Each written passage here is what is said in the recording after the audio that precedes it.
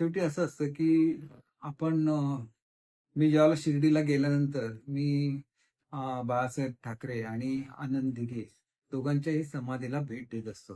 त्याच्यामुळे उद्या मी शिर्डीला जातो. शिर्डीला गेल्यानंतर त्या ठिकाणी ठाण्याला जाऊन आनंद दिघे साहेबांच्या समाधीला तिथं वंदन करेन.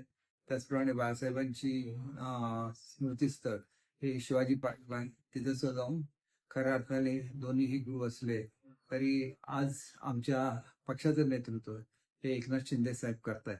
आणि त्याच्यामुळे त्यांच्यापासून सुद्धा प्रेरणा घेणं आवश्यक आहे.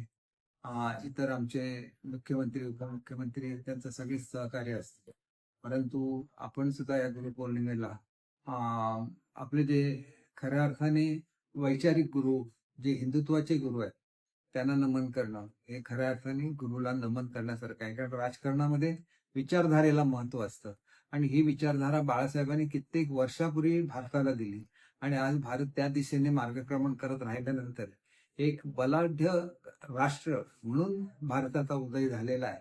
सर्वांना बरोबर घेऊन गेलंच पाहिजे, परंतु त्याच्याच बरोबर एकमेव हिंदू राज्य हे भारत आहे. त्याचं नावच भारत आहे, हिंदुस्थान आहे, हे सुरुवातीपासून आहे.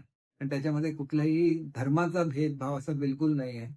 ती एक परंपरा आहे, ती विचारधारा आहे आणि त्याचं पालन झालं पाहिजे असं मला स्वतःला वाटतं.